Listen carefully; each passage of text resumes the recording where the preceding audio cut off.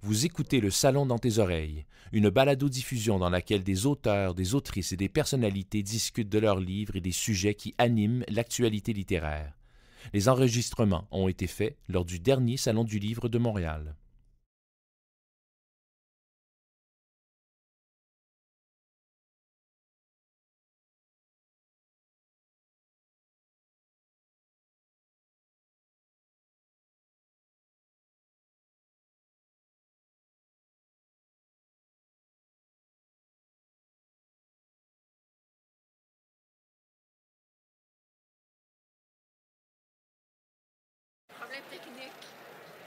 On s'excuse pour les petits délais. Il y a un bruit, une vibration derrière nous qui est assez dérangeante, donc on s'en éloigne quelque peu.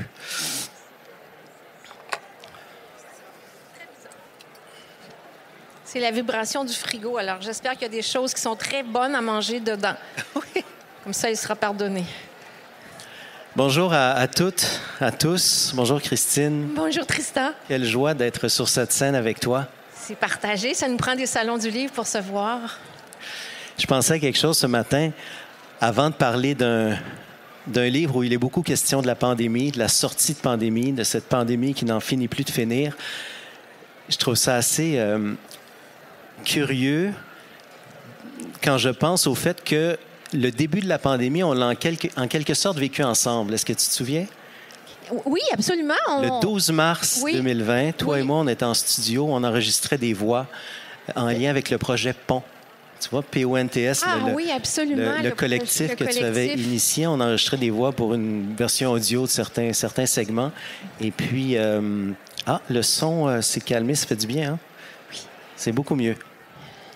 Et quand on est sorti du studio, je me souviens, je t'avais raccompagné chez toi, et puis à la radio, on annonçait des nouvelles mesures. C'est le 12 mars 2020 qu'on a tous compris que ça allait pas être simple, cette histoire-là. Oui, on n'avait pas idée de l'ampleur de la catastrophe. Exactement. Alors, je pensais... mais moi, curieusement, j'ai eu tout de suite l'idée de prendre des notes parce que je devais écrire un roman qui allait se passer, un Maud Graham, puis comme Maud Graham suit l'actualité, je devais faire un roman qui allait se passer en 2020. Mais quand cette histoire-là a commencé, tout de suite, je me suis dit, oh là là, ça va être plus gros qu'on pense. Et je vais faire un roman qui se passe avant cet événement-là, qu'on n'appelait pas encore la pandémie. Et j'ai pris des notes, j'ai fait un journal de pandémie en me disant, je vais faire un livre qui se termine en 2017, mais je vais prendre tout de suite des notes parce qu'on va oublier. Et à partir du 15 mars, j'ai commencé à prendre des notes et j'ai tenu un journal de bord qui a donné le roman Une de moins sur les féminicides. Mais j'ai bien fait de le faire parce que dans les faits, on se souvient des premiers confinements, du premier vaccin, des grands moments de la pandémie, mais les détails, on les oublie. Alors moi, je me suis fiée là-dessus sur le journal pour écrire Une de moins, puis j'ai repris le journal quand j'ai écrit Le mois des morts, parce qu'on est sur la fin de la pandémie, puis qu'il y a un personnage qui a perdu sa mère comme ça. Donc, tu sais, on est tous passés par là, on est tous restés marqués, et tout le monde. On était dans un état de sidération hallucinant.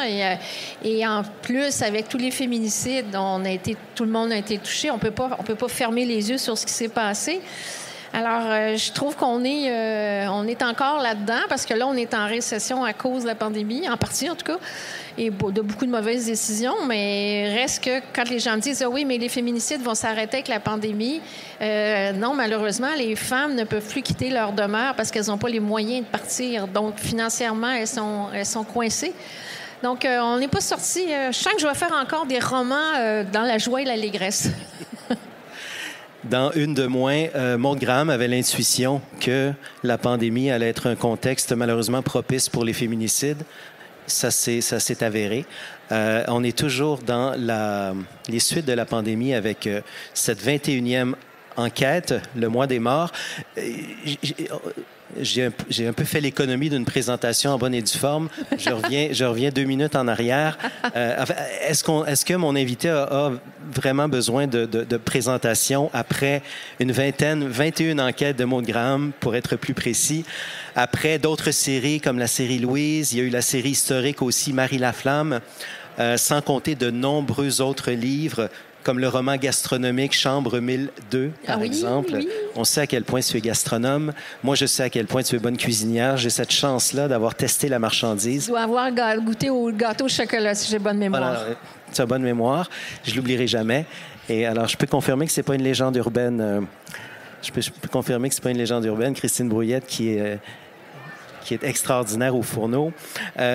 Donc, c'est ça. Plusieurs livres jeunesse aussi, près de 20 livres jeunesse. Je pense que tu te passes de présentation, mais je me permets un petit rappel. Donc, dans le mois des morts, on a déjà mis la table. On est dans les suites. C'est moins sur le sujet du féminicide que dans les suites économiques, les suites psychologiques de la pandémie. On est dans un Québec qui en sort de la pandémie, mais qui a encore un genou à terre, j'ai envie de dire. Oui, même deux. Même deux genoux à terre. Oui, parce que économiquement, tout le monde le sait, ça va mal. Et moi, quand j'ai écrit Une de moins sur les féminicides, j'ai quand même été rencontrer des policiers à Longueuil qui m'avaient amené dans des endroits qui servent de refuge et aussi où on peut des banques alimentaires.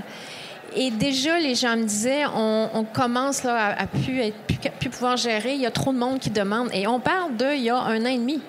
Alors, il y a même 2 ans. Donc, ce qui s'est passé là, ça a continué et ça s'est pas amélioré. Alors, il y a des demandes dans tous. Les centres explosent, que ce soit des refuges pour les femmes, que ce soit des gens qui ont besoin de s'abriter, de se loger. On le sait que c'est un problème de logement, mais pour tout le monde. Donc, je me dis, mais on s'en va où, là? Ça reste que c'est inquiétant de voir ce qui se passe, parce que je ne sais pas c'est quoi la solution, mais je pense qu'il y a de l'argent. Je suis pas sûre que de faire venir à Québec des sportifs à plusieurs millions de dollars est une bonne idée quand on a tant de choses à pallier. Et comme, par exemple, payer correctement les enseignants, par exemple. Il y aurait sûrement autre chose à faire de cet argent-là, en effet. Je reviens sur ces centres, ces refuges qui viennent en aide aux gens qui en ont besoin. Il y a énormément de pression qui a été mise sur eux, ces gens-là, ces dernières années. Toi, tu es allé visiter l'Aube-Rivière, le refuge L'Aube-Rivière à Québec, pour préparer ce roman-ci. Comment tu as vécu ça? J'ai trouvé ça... Bon, d'abord, j'ai tellement aimé l'accueil parce qu'on a été d'une grande, grande générosité avec moi. On s'entend que c'est pas évident de... Bon, j'ai toujours l'impression que mon micro... Est-ce que vous m'entendez bien? OK. Moi, je m'entends pas bien, mais si vous m'entendez bien, c'est correct. Sans compter que la vibration vient de reprendre. La vibration a repris. Bon, moi, en tout cas, c'est comme ça. Donc, à l'Aube-Rivière, j'ai été vraiment accueillie avec énormément de gentillesse. C'est des gens qui me connaissaient pas, là, mais j'ai dit, écoutez, je vais faire un roman, mais j'ai besoin de voir un refuge. Et l'Aube-Rivière vient d'être reconstruite, donc c'est vraiment un endroit qui est très beau. Ils ont même gagné un prix d'architecture. Mais les gens qui arrivent là, c'est des gens qui sont au bout du rouleau. Alors, on est vraiment dans les gens qui ont perdu, je dirais pas toute dignité, parce qu'heureusement, on peut leur redonner de la dignité. Mais quand tu vois tous ces gens-là qui sont réunis par ces plusieurs centaines de personnes avec des services différents, on se dit, d'abord, j'ai toute mon admiration pour les gens qui les accueillent, qui les écoutent et qui les jugent pas, parce que c'est ce qu'il faut faire, ne pas juger, et se dire que ça peut arriver à tout le monde. On n'est pas à l'abri d'une perte d'emploi, on n'est pas à l'abri d'un divorce houleux, on n'est pas à l'abri de la maladie mentale. Tout ça, ça existe, et c'est pas parce que ça va bien maintenant, pour moi, que ça va toujours bien aller. J'espère qu'il ne m'arrivera pas de catastrophes, mais ça peut arriver. Et c'est ce qu'on constate, c'est que c'est des gens de tous les âges, de tous les milieux. Tout est possible et tout est dramatique quand ça arrive. Donc, heureusement qu'il y a des refuges comme l'Aube-Rivière, mais ça en prendrait plus. Puis l'Aube-Rivière n'est pas élastique. Et quand on parle de l'itinérance, ça a été beaucoup... au début, c'était Montréal, évidemment, et Québec. Mais Québec, maintenant, absorbe les gens qui viennent des régions. Donc, ça fonctionne plus, là. Il y a quelque chose qui va falloir qu'il bouge dans notre société, qu'on se dise, on est rendu au bout du rouleau. Je suis un peu pessimiste, là, je dois dire, mais pour en revenir à cet endroit, je trouve que c'est vraiment un endroit où on considère les gens dans leur entier, sans leur poser de questions, sans leur dire sans les culpabiliser, parce que ça prend du courage pour aller frapper à la porte d'un refuge. C'est admettre que tu es vraiment, vraiment dans une situation qui est plus que précaire. Tu n'as pas d'endroit où dormir, tu n'as pas mangé, tu t'es pas lavé. Toutes ces choses-là qui sont essentielles, t'en es privé. Puis il y a aussi des jeunes qui s'imaginent qu'ils vont avoir une liberté dans la rue, mais c'est pas ça qui arrive. La rue, c'est beaucoup plus difficile que ce qu'ils s'imaginent. C'est dangereux vivre dans la rue. C'est pas juste difficile, c'est dangereux. Donc, moi, bon, évidemment, le premier regard qu'on a, c'est de se dire, mon Dieu, je suis chanceuse de pas être à ces extrémités-là et de pas devoir aller chercher un endroit pour me réfugier. Mais se dire aussi, tant mieux qu'il y ait des gens qui comprennent ça puis qui veulent changer les choses puis qui sont courageux puis qui sont... puis tant mieux qu'il y ait des bénévoles aussi, parce que ça prend des bénévoles. Et ça prend des sous aussi. Ça prend des donateurs. Ça prend beaucoup de monde pour faire fonctionner un endroit comme ça. Alors, moi, j'ai de l'admiration pour ces gens-là et j'ai de l'admiration pour les gens qui vont frapper à la porte puis qui demandent de l'aide parce que c'est pas facile. Dans ton roman, il y a un personnage central, Lucien, qui est un jeune homme de bonne famille, entre guillemets, qui vit dans l'aisance, mais qui va flirter avec la rue. J'aimerais que tu me parles un peu de ce Lucien dont la mère est morte au tout début de la COVID et qui a une relation pour le moins conflictuelle avec son père, son papa, qui est un homme ambitieux, assez réac, qui n'accepte absolument pas que son fils soit homosexuel. Non, et moi, ça, quand j'ai commencé à écrire, j'étais très naïve, il y a 40 ans, et je pensais que les choses allaient changer, qu'on allait être plus ouvert avec les gens qui sont pas des hétérosexuels. Seigneur, c'est comme naître les yeux bruns ou les yeux bleus, tu choisis pas ça. Tu choisis pas tes penchants émotifs. Voyons, l'important, c'est de pas nuire à personne, mais on a le droit d'aimer qui on veut aimer. Et moi, ça a toujours été ce que j'ai cru.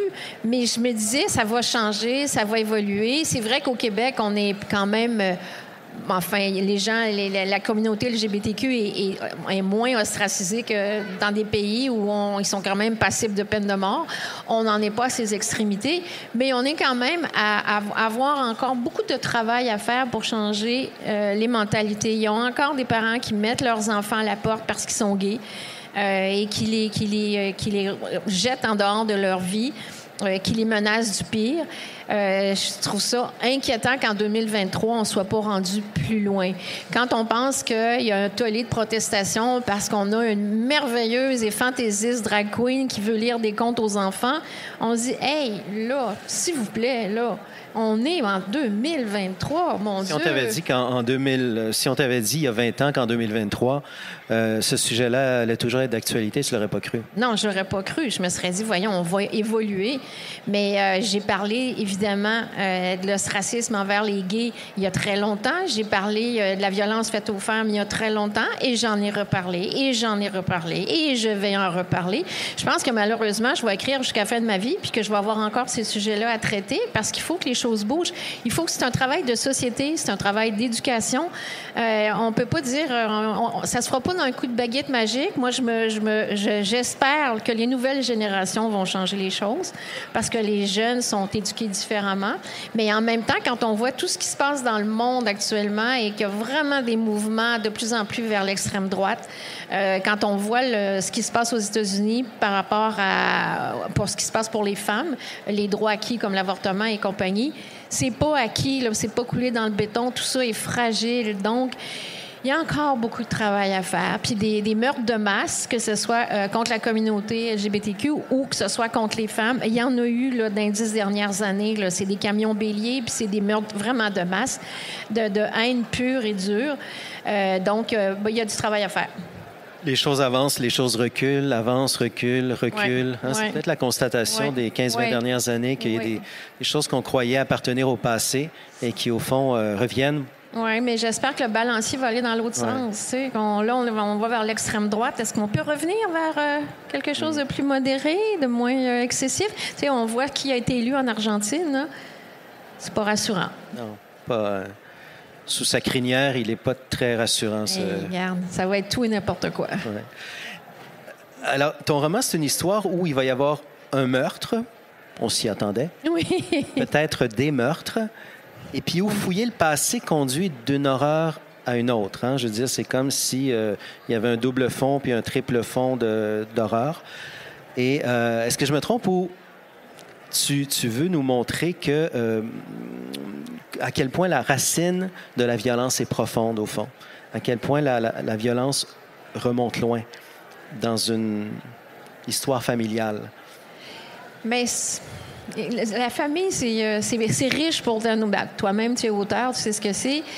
Et d'ailleurs, toi, là, je fais une petite parenthèse, mais dans ton dernier ouvrage, il y a beaucoup de questions de ton grand-père et de tous les liens familiaux. Et c'est formidable parce que c'est ce qui fait ce qu'on est. Et il y a des choses qui sont très souterraines. Ça peut remonter à une génération, 2 générations. Ça peut aller bien plus loin encore. Et les marques sont là. Les marques, il y a des cicatrices. Et ces cicatrices-là, évidemment, pour un auteur, c'est du bonbon. Parce que tu plonges là-dedans, tu te glisses dans cette histoire de famille, puis tu peux aller loin dans les ramifications. Et moi, quand je crée des personnages, j'aime ça m'imaginer qui sont les parents, qui sont les grands-parents, qui sont... c'est quoi la fratrie? Et comment on s'entend? Je pense que sur les 21 mots de Graham, il y a tout le temps des histoires, au moins une histoire de famille sur 2. Mais c'est riche, la famille. Et ça, et les adolescents. Les adolescents, c'est des personnages parfaits parce qu'ils réfléchissent pas trop. Ils sont impulsifs. Alors, tout peut arriver avec un adolescent. Je dis ça parce que je suis en train d'écrire le prochain, puis j'ai 3 adolescents, puis je me dis, mon Dieu, ça va mal aller. Ça ne peut pas faire autrement. Je sais que c'est ça qui va arriver. Mais je m'éloigne un peu là, de la question. Excuse-moi, je suis pas... Non, mais non, tu y réponds. La violence n'apparaît pas soudainement comme ça. Non. Il y a toujours des sources, il y a toujours des... Ouais. Puis comme la violence conjugale n'apparaît pas soudainement. Moi, j'ai entendu tellement souvent, depuis le temps que j'écris, mon Dieu, mais les femmes battues ont juste à s'en aller si elles aiment pas ça. Ça fonctionne pas comme ça du tout, là. C'est pas du jour au lendemain que ton mari te bat, là. C'est une violence qui est insidieuse. Ça se fait petit à petit et le tortionnaire va isoler sa victime, mais ça se fait lentement. Ça commence par des paroles désobligeantes. Ensuite, c'est de tasser la famille, les amis, que la personne soit seule, qu'elle perde confiance en elle. Puis après ça, on peut commencer à la battre. Mais ça se fait pas du jour au lendemain. Puis cette violence-là que tu subis, tu finis par être habitué d'une certaine manière à la violence puis à croire que tu mérites les coups. Moi, je connais pas une femme qui s'est faite violenter puis qui trouve qui aimait ça. Là. Il n'y a personne qui est resté dans une maison en danger. Non, c'est pas vrai. C'est parce qu'elle ne savait pas comment s'en aller.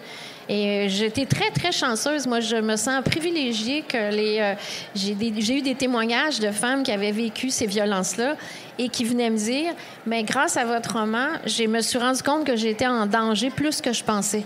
Ça m'a fait... réaliser quelque chose, je me dis, tant mieux. Moi, je me dis, si moi, quand j'ai écrit Le mois des morts, j'ai fait réaliser à une personne qu'elle ne doit pas traiter son fils gay avec autant de dureté, j'aurais fait mon travail d'auteur. Mais on ne sait pas si ça arrivera. On l'espère. Il y a des très belles pages où tu nous dis que Maude Graham, malgré toutes les enquêtes qu'elle a conclues, qu'elle a élucidées, comprend pas mieux qu'au début de sa carrière les zones sombres de l'âme humaine. Ouais. J'ai envie de te lire un extrait que j'ai beaucoup aimé. Elle avait cru que les mystères de la nature humaine seraient plus aisés à décoder avec des années d'expérience, mais les ténèbres étaient toujours aussi opaques, aussi désespérantes, aussi vides de sens. La violence avait toutes les nuances de noir, du goudron qui engluait les victimes collatérales, des crimes à l'abîme des nuits qui engloutissaient de jeunes proies. Au fond, elle est toujours aussi désemparée qu'avant. Oui, je pense que c'est... on est comme ça aussi. À chaque féminicide, on réagit en se disant, voyons, pas un autre. C'est difficile à croire.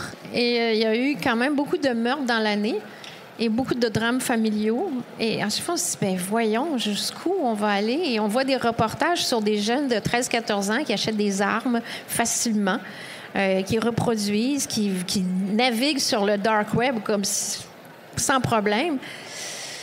C'est un peu... puis Maude, je dirais pas qu'elle est en perte de vitesse parce qu'elle est encore... elle fonctionne. Je questionne par contre. elle doute de sa mémoire parfois. Oui, bien sûr. Mais moi, j'ai choisi de faire vieillir Maude, pas au même rythme que moi.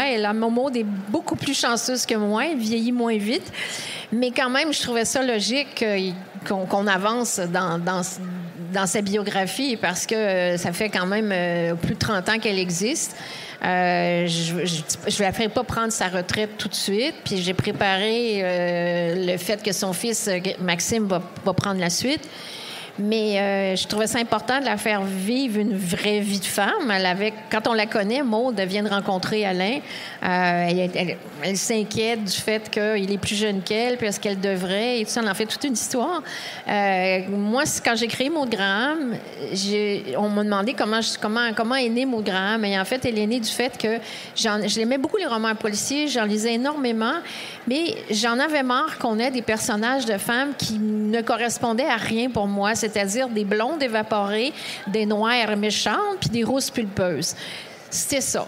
Alors, moi, la caricature, j'en avais assez. Alors, j'ai décidé de faire une femme ordinaire qui fait un métier hors de l'ordinaire.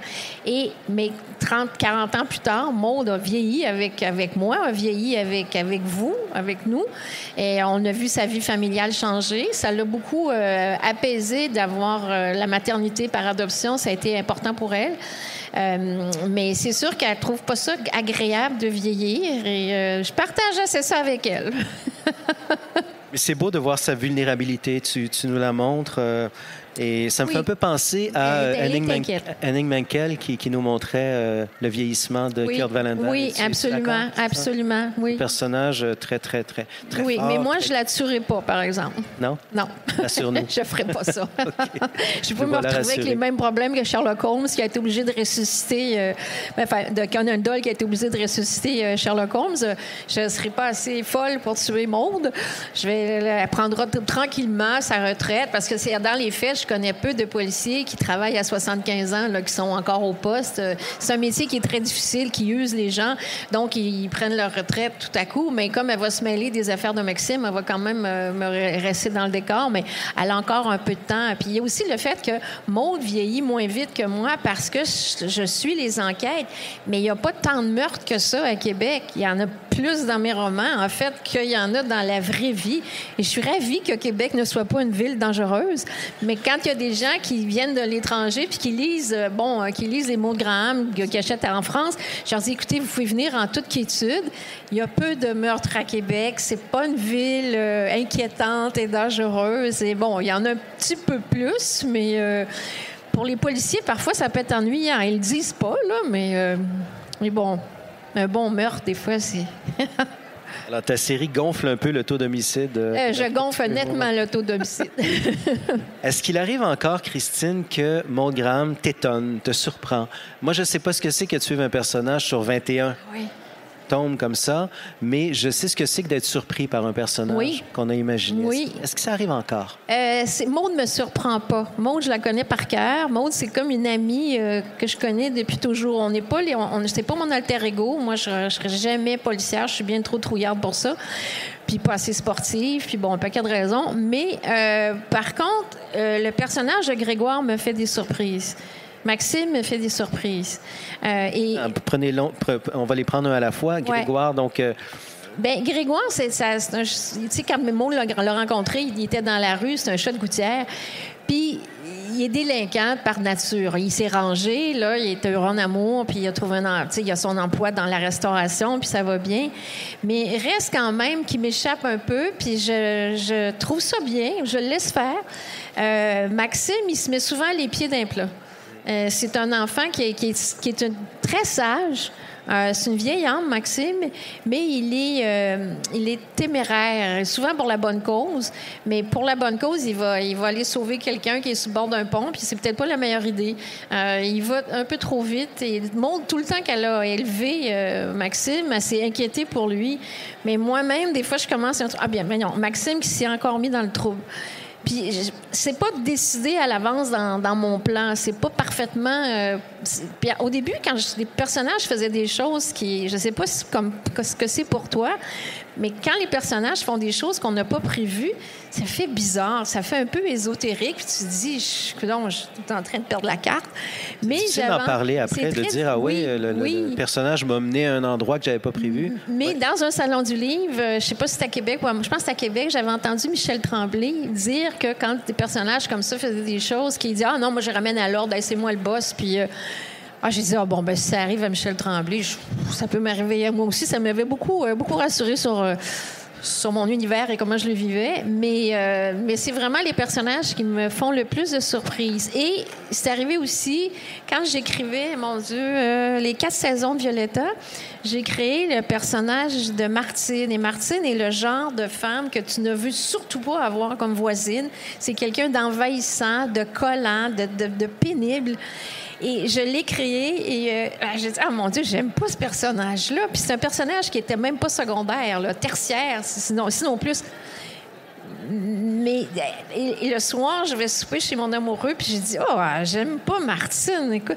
Puis là, lui, mon chum est très terre à terre. Il dit, tu sais, Christine, il dit, tu l'aimes pas, là. Il dit, il y a un petit bouton qui s'appelle efface. Puis il n'y a plus de problème. Mais j'ai pas été capable de l'effacer aussi rapidement que je voulais.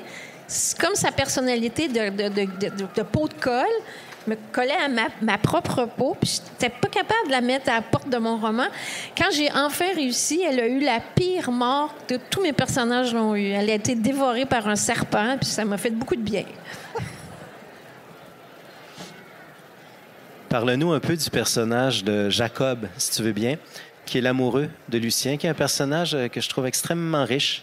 Ah oui. Très libre. Je pense qu'il apprend la liberté à Lucien pour beaucoup. Comment était venu ce personnage? Bien, j'avais envie d'un petit électron libre. Je pense qu'on avait ça un peu avec Grégoire, mais là, Grégoire il s'est rendu un adulte majeur et responsable et tout. Et le personnage de Jacob, d'abord, je voulais une histoire d'amour entre deux jeunes hommes, mais qui sont très jeunes, ils ont 18-20 ans, donc c'est... Et Jacob, il est impulsif, il est aussi, je dirais, il y a une belle candeur malgré tout. Et il y a des problèmes dans sa famille. Donc, son père, il n'a pas connu son père. Sa mère est plutôt rigide et il ne trouve pas sa place à la maison. Il n'aime pas le conjoint de sa mère et tout. Donc, il est dans une situation que beaucoup de jeunes vivent. Mais lui, il a décidé de quitter la maison, sauf qu'il ne connaît pas la réalité de la rue. Alors, il va comprendre que c'est pas simple comme il s'imaginait. C'est beau, mais tu quittes la maison au mois de juin, il fait chaud, c'est l'été. Tu dors sur les plaines d'Abraham, ça va bien. Mais tout à coup, l'hiver arrive et le fait que tu n'as pas d'emploi réel, il fait la plonge de temps en temps dans des restos. Il est un peu squeegee. Il essaie de gagner sa croûte. Sa mère, il donne une petite pension quand même. Il est très chanceux par rapport à beaucoup d'autres. Mais il reste quand même qu'il n'a pas mesuré tout ce que ça représentait comme danger de vivre dans la rue. Puis il est chanceux parce qu'il n'y arrive pas de gros ennuis. Mais moi, au moment, c'était très, très bizarre. Et c'est pas la première fois que ça m'arrive, mais c'était vraiment frappant. J'étais en train d'écrire le passage où Maude se rappelle des jeunes qui avaient tué un itinérant puis ils se pensaient dans Orange Mécanique et ils tuaient pour le plaisir de tuer. J'ai écrit ce passage-là et à peine, même pas une semaine plus tard, il y a un homme qui a été assassiné à Québec à 150 mètres de l'endroit dans le roman. Et il a été tué. C'est un itinérant qui a été assassiné par 2 jeunes qui avaient envie de tuer quelqu'un. Ils l'ont tué. Cette histoire-là, oui. Ça fait froid dans le dos. Tu te dis, j'écris un truc qui se produit là, tout de suite après. Mais oui, il y a des gens qui ont le mal, qui tuent, qui font mal pour le plaisir de faire mal. C'est étrange. Alors oui, donc Jacob est un personnage qui est porté par l'amour. Et ça, je trouve ça formidable parce que c'est une pulsion qui est tellement belle. Et les jeunes qui vivent ça, ils sont transfigurés quand ça leur arrive. On le voit sur leur visage, cet émoi qui est là. Et moi, je trouve ça... il faut qu'il y ait un peu de lumière dans les romans que j'écris. Et l'amour entre Jacob et Lucien est très fort. Et ça, c'est des moments que j'aimais écrire. J'ai pas de plaisir à décrire des morts, mais il faut quand même les mettre pour qu'on comprenne un peu ce que je fais. Les seuls plaisirs que j'ai quand j'écris, c'est quand je parle de cuisine. Là, ça va. Là, c'est le moment de détente dans le roman. Mais sinon, je suis vraiment concentrée, puis je vais attacher toutes les ficelles. Mais Jacob, dans la rue, il mange pas super bien, là. Puis Jacob, au fil du roman, il va en apprendre davantage sur là d'où il vient, sur ses origines. Et cet aspect-là du roman est extrêmement riche. Là. D'ailleurs, on n'en dira pas trop là-dessus. C'est difficile de faire une entrevue, parce que ça m'est déjà arrivé d'être à ta place, faire une entrevue avec un auteur de roman policier. On veut parler du roman, mais on veut pas vendre des punchs. Fait que c'est délicat. On ne dira que cela. C'est extrêmement intéressant de voir les origines de Jacob se tisser au fil des chapitres. Tu remercies beaucoup de monde à la fin de ce livre-ci. C'est en général le cas. Même après 21 enquêtes, tu as quand même besoin d'aide. Hein? Tu as beaucoup de gens à consulter. Mon Dieu, ces livres je ne pourrais pas écrire si je n'avais pas une équipe formidable auprès de moi. Et je salue, premièrement, les gens de l'Aube-Rivière qui m'ont accueilli. Je veux dire, si j'avais pas vraiment, j'ai visité de premier étage jusqu'au dernier étage. J'ai tout vu. Mais revenons un peu là-dessus. Oui. Tu as passé quoi? J'ai passé une bonne demi-journée, peut-être plus. Et j'ai vraiment tout vu, tous les endroits où ils les accueillent selon l'état dans lequel ils sont quand ils arrivent. Il y a même un endroit où il faut être absolument ivre pour aller là. Ils vont pas prendre quelqu'un qui est sobre. Non, il faut que la personne soit intoxiquée. Il faut se qualifier. Ils sont là, oui, absolument, pour l'aider. Et donc, il y a vraiment toutes sortes de situations. Il y a des femmes, il y a des hommes, comment ça fonctionne et tout ça. Et donc ça, moi, j'aurais pas pu l'imaginer. J'aurais pu lire, mais c'est pas la même chose que d'y aller et de voir tous ces gens-là. Il y en a qui sont plus à l'aise parce qu'ils ne viennent pas d'arriver. Mais quelqu'un ça fait à peine 1 heure qui est dans l'endroit. D'abord, il a faim, on lui donne à manger. Il a froid, on l'habille. Donc ça, moi, j'ai été vraiment privilégiée d'avoir accès à ça. Et d'avoir accès, de poser des questions toutes bêtes, là, combien il y a de bénévoles, comment ça fonctionne et tout ça. Et donc, ces personnes-là, évidemment, je les remercie de m'avoir accueilli. Éric et Sonia, ça a été vraiment formidable. Puis, je dois remercier à chaque année, François Julien, qui a pris sa retraite, mais François était spécialiste au laboratoire de sciences judiciaires, est un biologiste qui a inventé beaucoup de choses. Et si je tue quelqu'un par arme blanche, je vais appeler François pour savoir de quel côté le sang va gicler. Des questions comme ça, là. Puis si c'est avec une hache, qu'est-ce que ça va donner? Et François, il est vraiment plus qu'utile, là, indispensable.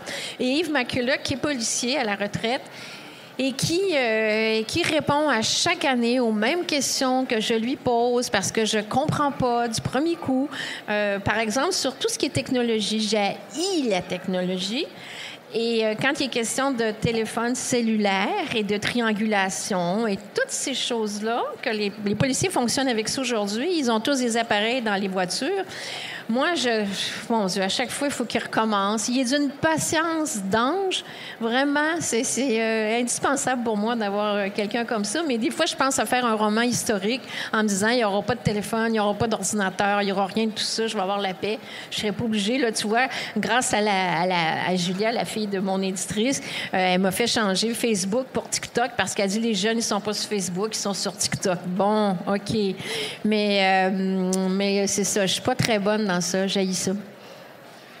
Et puis, il y a Joanne Blais qui, elle, répond à tes questions d'ordre médical. Absolument. En fait, tu as toute une escouade. Là, c'est vraiment intéressant. Ah oui, puis Alain, qui, lui, est à Québec. Donc, moi, les romans se passent à Québec, les Montgraham. Et j'ai besoin j'ai fait du repérage. Mais tout à coup, je me dis, j'aimerais mieux tel escalier. Alain, est-ce que tu pourrais aller prendre des photos de l'escalier? Tu peux-tu vérifier s'il y a des caméras sur telle rue? Et ça me sert parce qu'Alain, sa formation, il est ingénieur. Donc, il repère les caméras plus facilement que moi. Puis, s'il y a des au niveau de comment on peut circuler et tout ça, ils vont dire, là, ça se marre, ça peut pas, c'est un sens unique, elle peut pas passer par là. Ah oui, OK. Donc, j'ai vraiment toute une équipe de complices dans le crime et je suis vraiment chanceuse de les avoir parce que je pourrais pas écrire mes romans sans cette aide-là. Il m'arrive aussi d'appeler Isabelle Richer pour lui demander des questions de droit, de justice. Et ce qu'il y a depuis, ça fait 40 ans que j'écris, Je n'ai jamais eu un refus. Les gens sont adorables, ils sont généreux. Si je dis j'ai besoin d'avoir des informations, j'appelle un avocat, j'appelle un journaliste. Les gens préfèrent qu'on parle de leur métier correctement.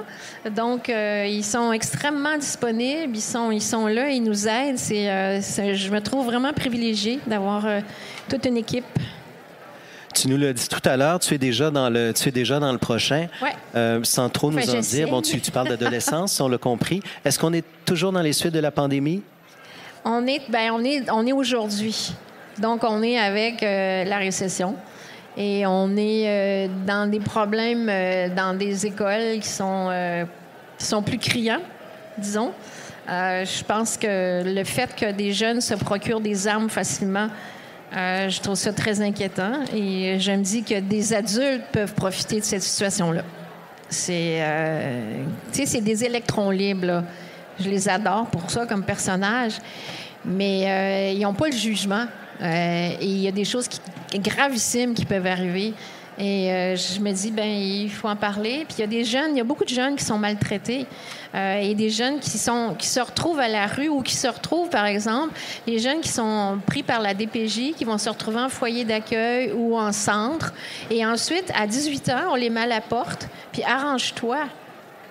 Tes choses sont dans un sac poubelle, puis c'est devant la porte, puis c'est terminé pour toi. On s'est occupé de toi jusqu'à 18 ans. Maintenant, tu n'as rien devant toi, tu n'as pas de famille, tu n'as pas d'emploi. Qu'est-ce que tu fais? C'est évident que sur ces jeunes-là qui sont mis à la porte, à 18 ans, peut-être majeurs, c'est fini. Il y en a, 30 % qui vont tomber dans la délinquance parce que la criminalité, c'est ça qui s'offre à eux, c'est ça qui va être plus rapide comme accès pour gagner, pour survivre. Donc, tout ça, ça part d'un problème. Je veux dire, je parle que ça se passe dans les écoles, mais mon Dieu, il faudrait retourner à la petite enfance. Quand on sait qu'actuellement, le club des petits déjeuners, il y aurait besoin de plus d'argent parce qu'il y a des enfants qui arrivent à l'école sans manger. Ces enfants-là, s'ils ne sont pas nourris, ils ne peuvent pas se concentrer. Ils ne peuvent pas suivre le programme. Ils ont de la difficulté. S'ils sont de la difficulté, ils vont avoir des mauvais résultats. Ça va les décourager d'avoir des mauvais résultats. D'avoir des mauvais résultats fait que tu n'es pas bon à l'école. Tu n'es pas bon à l'école, tu deviens décrocheur. Tu es décrocheur, tu deviens chômeur. Et peut-être tu tombes dans la criminalité parce qu'il n'y a pas autre chose. Tout ça, là, ça coûte très cher à la société. Donc, même pour une raison bêtement mercantile, on devrait donner à manger aux enfants là, de façon à ce qu'ils aient une vie normale et saine et qu'ils deviennent des adultes bien dans leur peau et qui peuvent œuvrer pour la société. Il faut prendre ça à la racine. C'est un bon placement à long terme. Oui, absolument. Même si les gouvernements, juste pour faire de l'argent, pour économiser de l'argent, ils devraient en dépenser. Où est-ce qu'il faut en dépenser? Bon, là, je m'énerve un peu, mais... Il reste seulement 2 ou 3 minutes, Christine. Je te laisse prendre une gorgée d'eau. Puis, j'ai envie de te demander, on est au Salon du Livre, on est entouré de milliers de bouquins. Oui. À quelle source est-ce qu'elle s'abonne? Je sais que tu es une très grande lectrice, on le sait tous. D'ailleurs, tu partages fréquemment tes coups de cœur de lecture. Mais du côté du roman policier, qu'est-ce qui intéresse encore Christine Brouillette? Et mon Dieu! Je te l'avais pas annoncé, cette question-là. C'est toujours embêtant. Il y a beaucoup d'auteurs que j'aime, mais il y a des livres qui m'ont marqué. Bon, Patricia Highsmith m'a marqué parce que je l'ai lu jeune et que son livre qui s'appelle L'art du suspense, qui n'est pas un roman, mais qui est un traité sur le suspense, ça, j'ai trouvé ça très utile. Comme les entretiens de François Hitchcock avec... François Truffaut avec Alfred Hitchcock, beau lapsus. Ça, j'ai trouvé ça aussi extrêmement inspirant. Mais il y a des livres qui m'ont marqué. Je pense à Seul le silence de Roger John et Laurie, qui est un grand roman noir, vraiment bouleversant. J'aime beaucoup d'auteurs, puis j'aime suivre les auteurs. J'aime beaucoup Donna Leon. Je suis son personnage. Je suis allée sur les traces de Brunetti à Venise. Je suis une fidèle. Et comme je lis beaucoup, je pense à Yann Manouk avec son Héroul d'Elguer. Mais là, je viens de lire Mélanie Benjamin. C'est pas un polar, mais ça s'appelle Les enfants dans le blizzard. Oh mon Dieu, c'est prenant, c'est passionnant. Puis je lis pas que du polar aussi, tu sais, j'adore... On le sait. Oui, c'est ça, j'aime à peu près tout. Et je lis sans arrêt. Donc, moi, je lis 3 romans moins par semaine. Donc, puis là, je suis en train de lire la biographie de Dédé Fortin, la bande dessinée sur Dédé Fortin de Christian Quesnel. C'est vraiment, vraiment formidable. Puis je viens de lire Martin Michaud, bien sûr. que j'aime beaucoup. Fait que je suis assez... puis j'aime admirer et j'admire mes collègues. Tu sais, je t'admire, tu le sais, j'ai parlé de tes livres, je les aime, j'ai toujours hâte de voir ce que tu vas faire. Je trouve ça sain d'admirer. Je trouve ça Dominique Fortier, que je bénis, Michel Plomer. À chaque fois, je me dis, oh, mon Dieu, un nouveau. Et des fois, je sais qu'un auteur, j'ai pas tout lu, il me reste un livre, puis je le garde. Parce que je me dis, je vais attendre. Puis là, j'ai une amie suisse dont je viens d'avoir le roman, puis j'attends, je me le garde comme cadeau de Noël. Puis là, je me dis, enfin, j'aurai quelque chose à Noël. Ça va être le plaisir. C'est beau de voir que toi, tu es fidèle comme lectrice. En tout cas, nous, on est très, très nombreux à être fidèles à Maud Graham. Christine Bruyère, c'est toujours un grand bonheur de discuter avec toi. Merci, Tristan. Le plaisir est partagé. Merci à tout le monde. Merci.